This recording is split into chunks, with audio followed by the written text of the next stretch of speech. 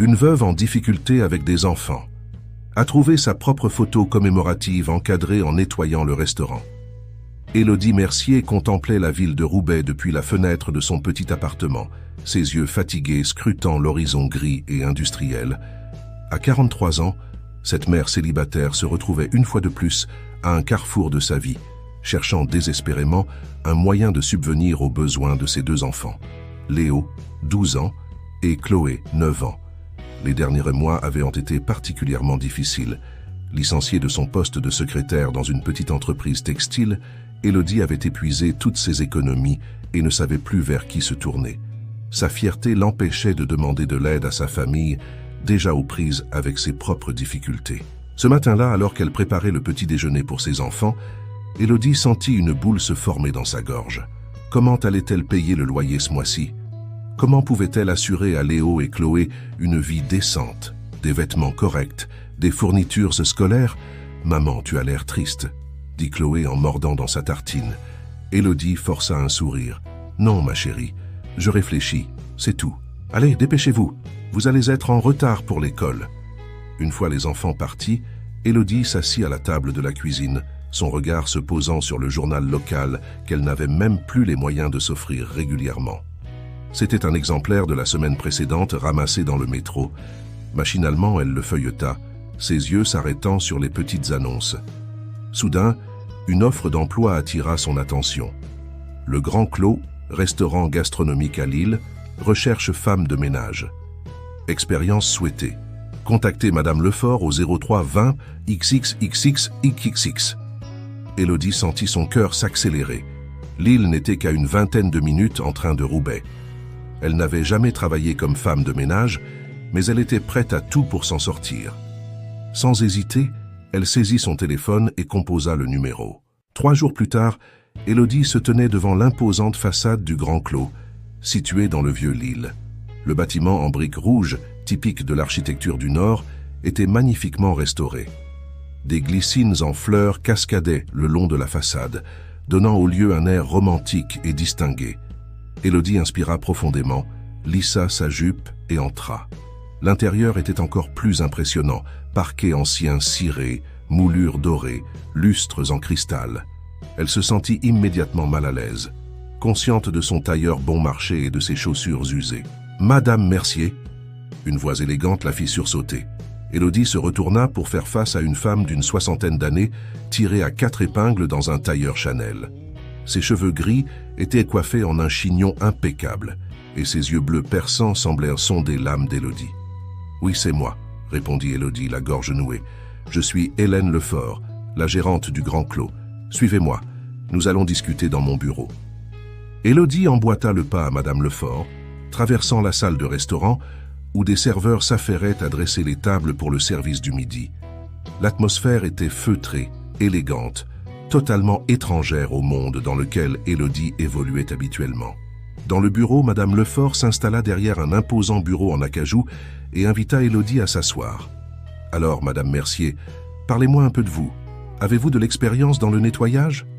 Élodie se redressa, déterminée à faire bonne impression. « Pour être honnête, Madame Lefort, je n'ai jamais travaillé comme femme de ménage professionnelle, mais je suis mère célibataire de 2 enfants, et je peux vous assurer que je sais nettoyer efficacement et rapidement. Je suis travailleuse, ponctuelle et discrète. Je suis prête à apprendre et à faire de mon mieux pour répondre à vos attentes. » Madame Lefort l'observa un moment en silence, son visage ne trahissant aucune émotion.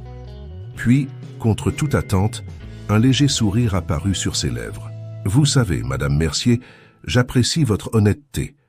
Beaucoup auraient menti sur leur expérience. Votre franchise est rafraîchissante. » Élodie sentit un soulagement l'envahir. « Voici ce que je vous propose, » continua Madame Lefort. « Nous allons vous prendre à l'essai pour 1 semaine.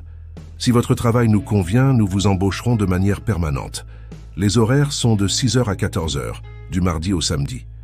Le salaire est légèrement au-dessus du SMIC, avec une prime possible selon les performances. Cela vous convient-il » Élodie n'en croyait pas ses oreilles. C'était plus qu'elle n'osait espérer. « Oui, bien sûr, c'est parfait. Merci beaucoup pour cette opportunité, Madame Lefort. Très bien. Vous commencez demain matin. Soyez là à 5h45, monsieur Dubois, notre maître d'hôtel, vous montrera tout ce que vous devez savoir. » En sortant du grand clos, Élodie sentit un poids énorme se lever de ses épaules. Pour la première fois depuis des mois, elle voyait une lueur d'espoir. Ce soir-là, elle annonça la bonne nouvelle à ses enfants, autour d'un repas simple mais joyeux. Peut-être que les choses allaient enfin s'arranger. Ce qu'Élodie ignorait, c'est que ce nouveau travail allait bouleverser sa vie d'une manière qu'elle n'aurait jamais pu imaginer. Les semaines passèrent, et Élodie s'adapta rapidement à son nouveau rythme de vie. Chaque matin, elle se levait à 4h30, préparait le petit déjeuner et les repas de midi pour ses enfants, puis prenait le premier train pour Lille. Le travail était dur, mais elle s'y donnait corps et âme, reconnaissante pour cette opportunité. Un matin, alors qu'elle nettoyait le bureau de Madame Lefort, son regard fut attiré par une photographie encadrée posée sur une étagère. Élodie s'approcha, intriguée. La photo montrait une jeune femme d'une vingtaine d'années, souriante, ses longs cheveux bruns flottant au vent. Elle portait une robe d'été légère et se tenait devant un champ de tournesol. Élodie sentit son cœur manquer un battement. La ressemblance était frappante, presque surnaturelle. Cette femme sur la photo aurait pu être elle, 20 ans plus tôt. Même sourire, mêmes yeux verts pétillants, même fossette sur la joue gauche. Troublée, Élodie reposa le cadre et termina rapidement son travail. Toute la journée, elle ne put s'empêcher de penser à cette étrange coïncidence. Qui était cette femme? Pourquoi ressemblait-elle tant à une version plus jeune d'elle-même? Le soir venu, de retour chez elle, Élodie ne put résister à l'envie d'en parler à sa tante Margot, la seule famille qui lui restait. Margot, sœur de sa défunte mère, vivait dans un petit village près de Valenciennes. Élodie l'appela, prétextant prendre de ses nouvelles. Après quelques banalités, Élodie aborda le sujet qui la tourmentait. « Dis-moi, tante Margot, est-ce que j'ai une sœur ?» Un long silence suivit sa question. Quand Margot reprit la parole, sa voix tremblait légèrement. « Oh, Élodie, je ne pensais pas que tu me poserais un jour cette question. » Élodie sentit son cœur s'accélérer. « Alors c'est vrai? J'ai une sœur ?» Margot soupira profondément. « Oui, ma chérie, tu as une sœur jumelle, Émilie. Vous êtes nés le même jour à quelques minutes d'intervalle. » La révélation frappa Élodie comme un coup de tonnerre. « Mais pourquoi ne l'ai-je jamais su? Où est-elle? Que s'est-il passé ?» « C'est une histoire triste, Élodie, » répondit Margot, sa voix empreinte de regret. « Quand vous aviez 3 ans, vos parents ont traversé une période très difficile. Ton père venait de perdre son emploi et ta mère était gravement malade. Il n'arrivait plus à subvenir aux besoins de 2 enfants en bas âge. Alors, ils ont pris la décision déchirante de donner Émilie en adoption. » Élodie sentit les larmes couler sur ses joues. Comment ont-ils pu faire ça? Comment ont-ils choisi laquelle de nous deux garder? Ils ne l'ont pas fait, ma chérie. C'est le destin qui a choisi. Émilie était un peu plus fragile que toi à l'époque. Une famille aisée cherchait à adopter et pouvait lui offrir les soins médicaux dont elle avait besoin. Tes parents ont pensé que c'était la meilleure chose à faire pour elle. Le monde d'Élodie semblait s'effondrer autour d'elle. Toute sa vie, elle avait cru être fille unique. Et voilà qu'elle découvrait l'existence d'une sœur jumelle, arrachée à elle avant même qu'elle ne puisse s'en souvenir. « Pourquoi ne m'a-t-on jamais rien dit ?» demanda-t-elle, la voix brisée. « Tes parents ont pensé que c'était mieux ainsi. Ils ne voulaient-ils pas que tu grandisses avec ce fardeau, ce sentiment de perte? Ils espéraient qu'Émilie aurait une vie meilleure. Après leur mort, je n'ai jamais trouvé le courage de te le dire. » Élodie resta silencieuse un long moment, assimilant cette information bouleversante. Puis une pensée la frappa. « Tante Margot, sais-tu qui l'a adoptée? Où elle pourrait être maintenant? » « Je suis désolé, ma chérie, l'adoption était confidentielle. Je ne sais rien de plus. » Après avoir raccroché, Élodie resta immobile sur son canapé, le regard perdu dans le vide. Son esprit tournait à toute vitesse, essayant de donner un sens à cette révélation. Soudain, l'image de la photo dans le bureau de Madame Lefort lui revint en mémoire. Et si... Le lendemain matin, Élodie arriva au Grand Clos avec une détermination nouvelle. Elle devait en avoir le cœur net. Pendant sa pause déjeuner, elle trouva le courage d'approcher Madame Lefort. « Excusez-moi, madame, » commença-t-elle timidement. « J'ai remarqué une photo dans votre bureau, une jeune femme devant un champ de tournesol. Puis-je vous demander qui c'est ?» Le visage de Madame Lefort s'illumina d'un sourire triste. « Oh, vous parlez d'Émilie. C'était notre fille adoptive, une jeune femme merveilleuse. Élodie sentit son cœur bondir dans sa poitrine. Était? Oui, malheureusement, répondit Madame Lefort, son regard s'assombrissant. Nous l'avons perdue il y a 2 ans dans un accident de voiture. C'était terrible. Élodie dut s'appuyer contre le mur pour ne pas chanceler. Sa sœur, cette jumelle dont elle venait à peine de découvrir l'existence, était morte. Elle l'avait manqué de si peu. « Je suis désolé, » murmura Élodie, les larmes aux yeux. « Elle vous ressemblait beaucoup ?» Madame Lefort la regarda avec curiosité. « Non, pas vraiment. En fait, maintenant que j'y pense, elle vous ressemblait étonnamment. C'est frappant. » Le monde sembla s'arrêter autour d'Élodie. C'était le moment. Elle devait dire la vérité. « Madame Lefort, dit-elle d'une voix tremblante, je crois qu'Émilie était ma sœur jumelle. » Les mots d'Élodie semblèrent de flotter dans l'air, lourds de sens et d'émotion. Madame Lefort la fixa incrédule, son visage passant par une gamme d'émotions, allant de la surprise à l'incompréhension, puis à une lueur d'espoir mêlée de crainte. « Que voulez-vous dire ?» balbutia Madame Lefort, s'asseyant lourdement sur une chaise proche. Élodie prit une profonde inspiration et raconta tout ce qu'elle venait d'apprendre. Son appel à sa tante Margot, l'histoire de l'adoption, la ressemblance frappante sur la photo. Au fur et à mesure qu'elle parlait, elle vit les yeux de Madame Lefort s'illuminer de compréhension. « Mon Dieu !» murmura Madame Lefort, portant une main tremblante à ses lèvres. « C'est incroyable. Nous avons toujours su qu'Émilie était adoptée, bien sûr, mais nous n'avions jamais eu de détails sur sa famille biologique. Elle-même n'avait jamais montré d'intérêt à en savoir plus. » Élodie sentit les larmes couler sur ses joues. « Je suis désolée de vous annoncer ça comme ça. Je viens à peine de l'apprendre moi-même. Je ne sais pas quoi faire de cette information. » Madame Lefort se leva lentement, s'approcha d'Élodie et, dans un geste qui surprit les 2 femmes, la prit dans ses bras. « Oh, ma chère enfant, quelle histoire incroyable! Je comprends maintenant pourquoi j'ai ressenti une telle connexion avec vous dès notre première rencontre. C'était comme si je retrouvais un peu d'Émilie. » Elles restèrent ainsi un moment, partageant leur chagrin et leur stupéfaction. Finalement, Madame Lefort s'écarta, essuya ses yeux et regarda Élodie avec une nouvelle lueur dans le regard. « Élodie, j'aimerais que vous rencontriez mon mari, Jules. Et il y a quelqu'un d'autre que vous devriez rencontrer aussi. Pouvez-vous venir dîner chez nous ce soir? Je sais que c'est soudain, mais... » « Oui, » répondit Élodie sans hésitation. « Oui, bien sûr. Je dois juste m'organiser pour mes enfants. » « Vos enfants. » Le visage de Madame Lefort s'illumina. « Oh, amenez-les aussi, s'il vous plaît. Ils font partie de cette histoire, eux aussi. » Ce soir-là, Élodie se retrouva devant une élégante maison de maître dans le quartier du Vieux-Lille, ses enfants à ses côtés. Léo et Chloé, intrigués par ce dîner impromptu, posaient 1000 questions auxquelles Élodie avait du mal à répondre.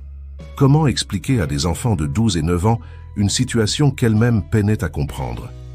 Ce fut Jules Lefort qui ouvrit la porte, un homme d'une 60aine d'années au visage bienveillant.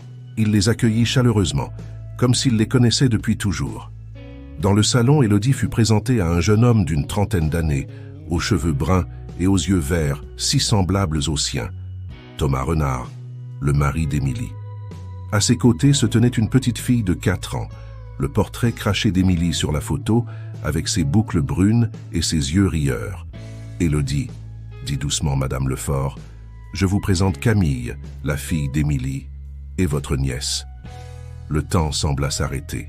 Élodie s'agenouilla devant la petite fille, qui la regardait avec curiosité. « Bonjour Camille, » murmura-t-elle, la voix tremblante. Camille pencha la tête sur le côté, un petit sourire aux lèvres. « Tu ressembles à maman sur les photos, » dit-elle simplement. Cette phrase innocente brisa quelque chose en Élodie. Les larmes qu'elle retenait depuis son arrivée coulèrent librement. Thomas s'approcha, posa une main réconfortante sur son épaule. « Émilie aurait été tellement heureuse de vous rencontrer, » dit-il doucement. Elle a toujours eu cette impression qu'il lui manquait quelque chose, sans savoir quoi. Le dîner qui suivit fut une expérience surréaliste. Entre les anecdotes sur Émilie, les questions des enfants et les regards émerveillés des Lefort, Élodie avait l'impression de vivre un rêve éveillé. Elle découvrait une famille qu'elle n'avait jamais connue, une vie parallèle qui aurait pu être la sienne. Vers la fin du repas, alors que Léo et Chloé jouaient avec Camille dans un coin du salon, Jules Lefort prit la parole, son regard passant d'Élodie à sa femme. « Élodie, commença-t-il, je sais que tout ceci est soudain et peut-être un peu écrasant. Mais Hélène et moi avons discuté et nous aimerions que vous fassiez partie de notre famille. Pas seulement comme employé du restaurant, mais vraiment comme un membre à part entière. Nous avons une petite maison d'hôte à l'arrière du jardin. Si vous le souhaitez, vous et vos enfants pourriez y emménager. Cela vous rapprocherait du travail et cela nous permettrait d'apprendre à nous connaître. » Élodie resta sans voix, submergée par l'émotion. Elle regarda ses enfants qui riaient avec Camille, puis Thomas qui lui souriait gentiment, et enfin les Lefort qui la regardaient avec espoir et affection. « Je ne sais pas quoi dire, » balbutia-t-elle. « Vous n'avez pas à répondre tout de suite, » intervint Hélène. « Prenez le temps d'y réfléchir. Nous comprendrons si c'est trop. » Élodie secoua la tête, un sourire tremblant aux lèvres. « Non, ce n'est pas trop. C'est merveilleux. J'ai passé tant d'années à me sentir seule, à lutter pour joindre les deux bouts. Et maintenant, je découvre que j'ai une famille, une histoire. J'aimerais beaucoup accepter votre offre. » Les jours qui suivirent furent un tourbillon d'activités. Élodie et ses enfants emménagèrent dans la petite maison d'hôte, un charmant pavillon de 2 étages avec vue sur le jardin luxuriant des Lefort. Léo et Chloé, d'abord désorientés par ce changement soudain, s'adaptèrent rapidement, enchantés par leur nouvelle chambre et par la présence de leur nouvelle cousine Camille. Pour Élodie, chaque jour apportait son lot de découvertes. Elle passait des heures à discuter avec les Lefort, apprenant tout ce qu'elle pouvait sur la vie d'Émilie. Elle découvrit que sa sœur avait été une artiste talentueuse, peignant des paysages vibrants qui ornaient maintenant les murs de la maison. Thomas lui montra des albums photos, des vidéos, partageant des souvenirs qui faisaient rire et pleurer Élodie en même temps. Un soir, alors qu'elle aidait Camille à se préparer pour le lit, la petite fille lui demanda innocemment « Tata Élodie, est-ce que tu vas rester avec nous pour toujours ?» Le cœur d'Élodie se serra. « J'aimerais beaucoup ça, ma puce, » répondit-elle doucement. « Tant mieux, » sourit Camille. « Parce que papa dit que tu es comme un morceau de maman qui est revenu pour nous. » Ces mots touchèrent Élodie au plus profond de son être. Elle réalisa alors qu'elle n'avait pas seulement trouvé une nouvelle famille, mais aussi une partie d'elle-même qu'elle ne savait pas manquante. Les semaines passèrent, et la vie d'Élodie prit un nouveau rythme, plus doux, plus rempli. Elle continuait à travailler au Grand Clos, mais son rôle avait évolué. Hélène, reconnaissant ses compétences et son dévouement, lui avait proposé un poste d'assistante de direction. Élodie apprenait rapidement, fascinée par les rouages de ce restaurant étoilé. Un samedi matin, alors qu'elle prenait son café dans le jardin, Thomas vint la rejoindre, un grand carton dans les bras. « Bonjour Élodie, » dit-il avec un sourire timide. « J'ai quelque chose à te montrer. » Il posa le carton sur la table et en sortit plusieurs toiles. Élodie reconnut immédiatement le style d'Émilie. Des couleurs vives, des paysages oniriques, des portraits saisissants de réalisme. « Ce sont les dernières œuvres d'Émilie, » expliqua Thomas. Elle travaillait sur une série juste avant l'accident. Je n'ai jamais eu le courage de les exposer. Élodie parcourut les toiles, émerveillée par le talent de sa sœur. Soudain, elle s'arrêta net devant l'un des tableaux. Il représentait 2 petites filles, identiques, jouant dans un champ de tournesol. L'une des fillettes regardait directement le spectateur, un sourire malicieux aux lèvres, tandis que l'autre avait le visage tourné vers le soleil, les yeux fermés dans une expression de pure joie. « C'est nous », murmura Élodie, les larmes aux yeux. Thomas hocha la tête. Émilie faisait souvent ce rêve. 2 petites filles dans un champ de tournesol. Elle disait que c'était comme un souvenir, mais elle n'arrivait pas à comprendre d'où il venait. Je pense que, quelque part au fond d'elle, elle n'avait jamais oublié qu'elle avait une sœur. Élodie caressa doucement la toile, sentant une connexion profonde avec cette sœur qu'elle n'avait jamais vraiment connue. « Que comptes-tu faire de ces œuvres ?» demanda-t-elle à Thomas. Il haussa les épaules. « Je ne sais pas. Les garder? Les vendre ?» Émilie aurait voulu qu'elle soit vue, j'en suis sûr. Mais je ne sais pas par où commencer. Une idée germa dans l'esprit d'Élodie. Et si nous organisions une exposition? Ici, au Grand Clos, nous pourrions transformer la salle de réception en galerie pour une soirée. Les yeux de Thomas s'illuminèrent. « Tu ferais ça ?»« Bien sûr, » sourit Élodie. « C'est aussi mon héritage, après tout. Et je pense qu'Hélène et Jules seraient ravis de l'idée. » Effectivement, quand Élodie présenta l'idée au Lefort, ils furent immédiatement enthousiastes. Jules proposa même de contacter quelques critiques d'art qu'il connaissait, tandis qu'Hélène commença à planifier un menu spécial pour l'événement. Les semaines suivantes furent un tourbillon de préparatifs. Élodie se découvrit un talent pour l'organisation d'événements, jonglant entre la sélection des œuvres, la mise en place de la galerie éphémère et la coordination avec les fournisseurs. Le soir de l'exposition arriva enfin. Le grand clos avait été transformé. Les tables avaient laissé place à des cimaises élégantes, sur lesquelles étaient accrochées les œuvres d'Émilie. Un éclairage subtil mettait en valeur chaque tableau, créant une atmosphère intime et chaleureuse. Alors que les premiers invités commençaient à arriver, Élodie sentit une boule se former dans sa gorge. Elle portait une robe noire élégante, ses cheveux relevés en un chignon sophistiqué. À ses côtés, Thomas, dans un costume sombre, semblait tout aussi nerveux. « Et si personne n'aime ses œuvres » murmura-t-il. Élodie lui prit la main, la serrant doucement. « C'est impossible. Émilie avait un talent incroyable. Tout le monde va l'adorer. » Et elle avait raison. Au fur et à mesure que la soirée avançait, les réactions des invités étaient unanimes. Les critiques d'art louaient la maîtrise technique d'Émilie, son utilisation audacieuse des couleurs et la profondeur émotionnelle de ses œuvres. Les collectionneurs s'enthousiasmaient, demandant des prix, discutant de possibles acquisitions. Le tableau des deux petites filles dans le champ de tournesol attirait particulièrement l'attention. Beaucoup demandaient à Thomas et Élodie l'histoire derrière cette œuvre. À chaque fois, Élodie sentait son cœur se gonfler de fierté et d'émotion en racontant l'histoire de sa sœur retrouvée. Vers la fin de la soirée, alors que la foule commençait à se disperser, un homme d'une cinquantaine d'années s'approcha d'Élodie. Il se présenta comme le directeur d'une grande galerie parisienne. « Mademoiselle Mercier, dit-il, le travail de votre sœur est exceptionnel. J'aimerais organiser une exposition complète de ses œuvres à Paris. Pensez-vous que cela serait possible ?» Élodie regarda Thomas, qui hocha la tête avec enthousiasme. « Oui, répondit-elle, sentant une vague d'émotion la submerger. « Oui, je pense qu'Émilie aurait adoré ça. » Après le départ du dernier invité, Élodie se retrouva seule dans la galerie improvisée. Elle s'arrêta devant le tableau des deux petites filles, le cœur lourd mais rempli d'une étrange paix. « Tu aurais dû être là, » murmura-t-elle à l'image de sa sœur. « Mais d'une certaine façon, tu l'étais, à travers tes œuvres, à travers Camille, à travers moi. Tu as laissé une marque indélébile sur ce monde, Émilie, et je ferai en sorte que ton héritage perdure. » L'exposition au Grand Clos marqua un tournant dans la vie d'Élodie et de sa famille, nouvellement élargie. Le succès fut tel que les demandes pour voir et acheter les œuvres d'Émilie affluèrent de toute la France et même de l'étranger. Thomas, encouragé par cet engouement, décida de quitter son emploi d'ingénieur pour se consacrer à temps plein à la gestion de l'héritage artistique d'Émilie. Élodie, quant à elle, se découvrit une passion pour l'organisation d'événements et la gestion de projets culturels.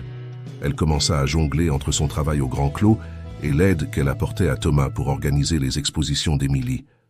Un soir, alors qu'Élodie travaillait tard sur les préparatifs de l'exposition parisienne, Hélène vint la rejoindre dans le bureau. « Ma chère, dit-elle doucement, je vous observe depuis quelques semaines. Vous semblez tellement épanouie quand vous travaillez sur ces projets artistiques. » Élodie leva les yeux de son ordinateur, un sourire fatigué mais heureux aux lèvres. « C'est vrai. J'ai l'impression de me rapprocher d'Émilie à chaque exposition que nous organisons. Et puis, c'est tellement gratifiant de voir son travail apprécié à sa juste valeur. » Hélène s'assit en face d'elle, son regard empreint de tendresse. « Élodie, Jules et moi avons beaucoup discuté. Nous pensons qu'il est temps pour vous de voler de vos propres ailes. » Le cœur d'Élodie se serra. Allait-il lui demander de partir? Avait-elle fait quelque chose de mal? Comme si elle lisait dans ses pensées, Hélène lui prit la main. « Ne vous méprenez pas, ma chère. Nous vous considérons comme notre fille, et cela ne changera jamais. Mais nous pensons que vous avez un talent qui mérite d'être exploité pleinement. » Elle sortit une enveloppe de sa poche et la tendit à Élodie. « Ceci est un chèque. Considérez-le comme un investissement. Nous voulons que vous ouvriez votre propre galerie d'art. » Élodie resta bouche bée, incapable de trouver ses mots. « Mais le restaurant, mon travail ici, le Grand Clos sera toujours votre maison, » sourit Hélène. « Mais il est temps pour vous de créer quelque chose qui vous appartienne vraiment. Un endroit où l'héritage d'Émilie pourra vivre mais aussi où de nouveaux artistes pourront être découverts. Les larmes aux yeux, Élodie se leva et serra Hélène dans ses bras. « Merci », murmura-t-elle, « merci pour tout. » Les mois suivants furent un tourbillon d'activités. Avec l'aide de Thomas et le soutien indéfectible d'Élefort, Élodie se lança dans l'aventure de l'entrepreneuriat. Elle trouva un local parfait dans le vieux Lille, un ancien atelier d'artistes avec de hauts plafonds et une lumière naturelle magnifique. La rénovation du lieu fut un projet familial. Jules supervisa les travaux, mettant à profit ses années d'expérience dans la restauration de bâtiments anciens. Léo et Chloé, enthousiastes, passèrent leur week-end à peindre les murs et à aider à l'aménagement. Même la petite Camille apporta sa touche, choisissant les couleurs des coussins pour le coin lecture de la galerie. Le jour de l'inauguration arriva enfin. Élodie se tenait devant la porte de sa galerie, le cœur battant. L'enseigne, au-dessus de la vitrine, annonçait fièrement « Galerie des Sœurs, Art Émotion ». Thomas s'approcha d'elle, Camille dans ses bras. « Tu es prête ?» demanda-t-il doucement. Élodie prit une profonde inspiration. « Je crois que oui », répondit-elle avec un sourire nerveux. La soirée fut un succès au-delà de toutes ses espérances. La galerie était pleine à craquer, un mélange de personnalités du monde de l'art, de journalistes et d'amis venus soutenir ce nouveau projet. Les œuvres d'Émilie occupaient une place d'honneur, mais Élodie avait également choisi d'exposer le travail de 3 jeunes artistes prometteurs de la région. Alors qu'elle circulait parmi les invités, répondant aux questions et partageant son enthousiasme, Élodie sentit une présence familière à ses côtés. C'était Hélène, rayonnante de fierté. « Ma chère, » dit-elle en prenant Élodie par le bras, « vous avez créé quelque chose de vraiment spécial ici. Émilie serait tellement fière de vous. » Élodie sentit les larmes lui monter aux yeux. « C'est grâce à vous tous, » murmura-t-elle. « Sans vous, je n'en serais pas là aujourd'hui. » Plus tard dans la soirée, alors que les derniers invités partaient, Élodie se retrouva seule dans la galerie. Elle s'arrêta devant le tableau des 2 petites filles, dans le champ de tournesol, celui qui avait tout déclenché. « Nous l'avons fait, Émilie, » dit-elle doucement. « Nous avons créé quelque chose de beau ensemble, même si tu n'es plus là physiquement. Ton art continuera à toucher les gens, et j'espère que là où tu es fière de ce que nous avons accompli. » 1 an s'était écoulé depuis l'ouverture de la Galerie des Sœurs. Le succès était au rendez-vous, dépassant toutes les attentes d'Élodie. Non seulement les œuvres d'Émilie continuaient d'attirer l'attention, mais la galerie était devenue un tremplin pour de nombreux artistes émergents de la région. Un samedi matin, alors qu'Élodie prenait son petit déjeuner dans le jardin d'Élefort, entourée de sa famille élargie, Camille arriva en courant, un grand livre à la main. « Tata Élodie !» s'exclama-t-elle essoufflée. « Regarde ce que j'ai trouvé dans le grenier. » Intriguée, Élodie prit le livre que lui tendait sa nièce. C'était un vieil album photo, la couverture en cuir usée par le temps. Elle l'ouvrit délicatement et son cœur manqua un battement. Sur la première page, une photo en noir et blanc montrait 2 bébés identiques, endormis côte à côte. En dessous, une écriture élégante indiquait « Émilie et Élodie, 3 mois ». « Oh mon Dieu !» murmura Élodie, les larmes aux yeux. Toute la famille se rassembla autour d'elle, curieuse de voir ce trésor retrouvé. Page après page, l'album révélait l'histoire des premières années des jumelles. Il y avait des photos de leurs parents biologiques, jeunes et souriants, tenant fièrement leur fille. Des clichés de baptême, de premiers pas, de premiers anniversaires. « Je ne comprends pas, » dit Élodie, la voix tremblante. « Comment cet album s'est-il retrouvé ici ?» Hélène, qui était restée silencieuse jusqu'alors, prit la parole. « Quand nous avons adopté Émilie, ses parents biologiques nous ont donné cet album. Ils voulaient qu'elle ait un lien avec ses origines, même s'ils ne pouvaient pas la garder. Nous l'avons gardé précieusement, attendant le bon moment pour le lui montrer. Mais sa voix se brisa. Jules prit le relais. Mais nous n'avons jamais trouvé ce moment. Et après l'accident, c'était trop douloureux. Nous l'avons rangé dans le grenier, incapable de nous résoudre à nous en débarrasser. » Élodie tourna les pages lentement, buvant chaque image, chaque souvenir d'une vie qu'elle n'avait pas connue. Elle s'arrêta sur une photo qui la fit sourire à travers ses larmes.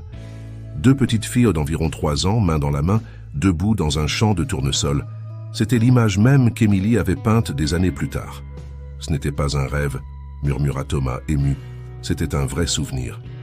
Léo et Chloé, fascinés, regardèrent les photos de leur mère bébé, riant des ressemblances qu'ils pouvaient voir avec eux-mêmes. Camille, quant à elle, ne quittait pas des yeux les images de sa mère enfant.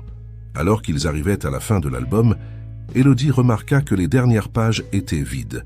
Une idée lui vint. « Et si ?» commença-t-elle doucement. « Et si nous continuions cet album, pas seulement avec des photos du passé, mais aussi avec notre présent, notre famille telle qu'elle est aujourd'hui ?» L'idée fut accueillie avec enthousiasme. Immédiatement, tout le monde se mit en quête d'un appareil photo. Ils passèrent le reste de la journée à prendre des photos, à rire, à se remémorer des souvenirs. Le soir venu, Élodie se retrouva seule dans le salon, l'album sur les genoux. Elle venait de coller la dernière photo, un cliché de toute la famille réunie, pris quelques heures plus tôt dans le jardin. Léo et Chloé entouraient Camille, tous les trois riant aux éclats. Thomas se tenait à côté d'Élodie, un bras autour de ses épaules. Hélène et Jules, assis sur un banc, regardaient la scène avec des yeux pleins d'amour. Élodie caressa doucement la photo, un sentiment de plénitude l'envahissant.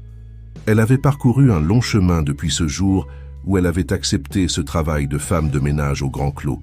Ce qui avait commencé comme une nécessité économique s'était transformé en un voyage de découverte de soi, de liens familiaux retrouvés et de nouveaux débuts. Elle pensa à Émilie, cette sœur qu'elle n'avait jamais vraiment connue, mais qui avait pourtant façonné sa vie d'une manière si profonde. Grâce à elle, Élodie avait trouvé non seulement une famille, mais aussi sa vocation. « Merci, Émilie », murmura-t-elle, fermant doucement l'album. « Grâce à toi, j'ai enfin trouvé ma place. » Le lendemain matin, toute la famille se réunit pour un grand brunch dominical, une tradition qu'ils avaient instaurée depuis qu'Élodie et ses enfants avaient emménagé dans la maison d'hôte. L'ambiance était joyeuse, remplie de rires et de conversations animées. Alors qu'ils étaient tous attablés, savourant les délicieux mets préparés par Hélène et Jules, Élodie se leva, attirant l'attention de tous. « J'ai quelque chose à vous dire », commença-t-elle, le cœur battant. « Ces derniers mois ont été les plus extraordinaires de ma vie. Vous m'avez tous accueilli, moi et mes enfants, comme si nous avions toujours fait partie de cette famille. Vous m'avez donné une chance, un nouveau départ, et pour cela, je ne pourrai jamais assez vous remercier. » Elle fit une pause, cherchant ses mots. « Mais ce n'est pas tout. Grâce à vous, j'ai découvert une partie de moi-même que je ne connaissais pas. J'ai trouvé ma voie, ma passion, et maintenant je veux faire quelque chose en retour. » Élodie sortit une enveloppe de sa poche et la tendit à Hélène et Jules. « Ceci est le remboursement du prêt que vous m'avez fait pour ouvrir la galerie. Mais ce n'est pas tout. J'ai décidé de créer une fondation au nom d'Émilie. Cette fondation aura pour but d'aider les jeunes artistes talentueux qui n'ont pas les moyens de poursuivre leurs rêves. Nous offrirons des bourses, des résidences d'artistes et des opportunités d'exposition. Et je voudrais que nous gérions cette fondation en famille, tous ensemble. » Un silence ému suivit sa déclaration. Puis, d'un seul coup, tout le monde se leva pour l'enlacer. Il y eut des larmes, des rires, des exclamations de joie. « C'est une idée merveilleuse », dit Hélène, les yeux brillants. « Émilie aurait adoré ça, et nous serons ravis de t'aider », ajouta Jules. « C'est un beau projet qui donnera encore plus de sens à l'héritage d'Émilie. » Thomas, qui était resté silencieux jusque-là, prit la parole. « Élodie, je ne sais pas quoi dire. Ce que tu fais pour honorer la mémoire d'Émilie, c'est au-delà de tout ce que j'aurais pu imaginer. » « Merci. » Camille tira doucement sur la manche d'Élodie. « Tata, est-ce que ça veut dire que je pourrais rencontrer plein d'artistes ?» Élodie rit et la souleva dans ses bras. « Oui, ma chérie. Et qui sait, peut-être que tu deviendras une grande artiste toi aussi un jour. » Léo et Chloé, excités par l'idée, commencèrent à bombarder Élodie de questions sur la fondation, sur comment ils pourraient t'aider. Leur enthousiasme était contagieux, et bientôt, toute la famille se mit à discuter des possibilités, des projets, des rêves pour l'avenir. Alors que le soleil commençait à décliner, jetant une lumière dorée sur le jardin, Élodie proposa de prendre une photo pour marquer cette journée spéciale. Ils se rassemblèrent tous sous le grand chêne, souriant largement à l'appareil. Au moment où le flash se déclencha, Élodie eut l'impression fugace de voir une silhouette familière du coin de l'œil, une jeune femme aux longs cheveux bruns qui lui ressemblaient comme deux gouttes d'eau. Mais quand elle tourna la tête, il n'y avait personne. Un sourire doux se dessina sur ses lèvres. Peut-être qu'Émilie était là d'une certaine façon, veillant sur eux tous. Cette photo trouverait sa place dans l'album de famille, témoignage d'un nouveau chapitre dans leur histoire. Une histoire de liens retrouvés, de nouveaux départs et d'un amour qui transcendait le temps et l'absence. Les semaines qui suivirent furent remplies d'une activité frénétique mais joyeuse. La création de la Fondation Émilie Mercier devint le projet de toute la famille. Chacun y apportait ses compétences et son enthousiasme. Hélène, avec son expérience en gestion, aida Élodie à mettre en place la structure administrative de la Fondation. Jules, grâce à ses nombreux contacts dans le monde des affaires, s'occupa de trouver des donateurs et des partenaires. Thomas, fort de ses années passées à gérer l'héritage artistique d'Émilie, prit en charge la sélection des artistes et l'organisation des expositions. Même les enfants participaient à leur façon. Léo, passionné d'informatique, créa le site web de la Fondation. Chloé, artiste en herbe, dessina le logo. 2 tournesols entrelacés, symbole de l'union retrouvée des 2 sœurs. Quant à Camille, du haut de ses 5 ans, elle s'était autoproclamée assistante spéciale, aidant partout où elle le pouvait, avec son enthousiasme contagieux. Un soir, alors qu'Élodie travaillait tard dans son bureau à la galerie, elle reçut un appel inattendu. C'était sa tante Margot. « Élodie, ma chérie, » dit la voix tremblante de sa tante. « Je viens de voir un reportage à la télévision sur ta nouvelle fondation. Je ne savais pas que tu avais retrouvé la famille d'Émilie. Je suis tellement désolé de ne pas t'avoir tout dit plus tôt. » Élodie sentit son cœur se serrer. Dans toute cette effervescence, elle avait presque oublié le rôle que sa tante avait joué dans cette histoire. « Ce n'est rien, tante Margot, » répondit-elle doucement. « Tu as fait ce que tu pensais être le mieux à l'époque. » Il y eut un long silence à l'autre bout de la ligne. Puis Margot reprit. « J'ai quelque chose à te dire, Élodie. Quelque chose que j'aurais dû te dire il y a longtemps. C'est à propos de tes parents, de la raison pour laquelle ils ont dû donner Émilie en adoption. » Élodie se redressa sur sa chaise, soudain très attentive. « Je t'écoute, tante Margot. » Tes parents, ils n'étaient pas seulement dans une situation financière difficile. Ton père, il était gravement malade, un cancer. Les médecins lui donnaient peu de temps à vivre. Ta mère était désespérée. Elle savait qu'elle ne pourrait pas s'occuper seule de 2 bébés si ton père venait à mourir. C'est pour ça qu'ils ont pris cette décision déchirante de donner Émilie en adoption. Elle voulait lui offrir une chance d'avoir une vie stable, une famille qui pourrait prendre soin d'elle. Élodie resta silencieuse, assimilant cette nouvelle information. Tout prenait soudain un sens différent. « Mais mon père, il a survécu », murmura-t-elle. « Oui », confirma Margot. « Contre toute attente, il a guéri. Un vrai miracle, disaient les médecins. Mais à ce moment-là, l'adoption était déjà finalisée. Ils ont essayé de retrouver Émilie, mais l'agence d'adoption leur a dit que c'était impossible, que la famille adoptive voulait couper tous les liens. » Des larmes coulaient silencieusement sur les joues d'Élodie. Pourquoi ne m'ont-ils jamais rien dit? Ils avaient trop honte, ma chérie. Ils se sentaient coupables d'avoir abandonné l'une de leurs filles. Ils pensaient que te le dire ne ferait que te blesser. Alors, ils ont décidé de garder ce secret, espérant qu'un jour, peut-être, le destin réunirait à nouveau votre famille. Après avoir raccroché, Élodie resta longtemps immobile, perdue dans ses pensées. Cette révélation changeait tout et rien à la fois. Elle comprenait mieux maintenant la tristesse qu'elle avait parfois aperçue dans les yeux de ses parents, ce non-dit qui avait toujours plané sur leur famille. Le lendemain matin, elle rassembla toute la famille pour leur raconter ce qu'elle avait appris. Il y eut des larmes, des questions, des moments de silence chargés d'émotions. Mais surtout, il y eut de la compréhension et de l'amour.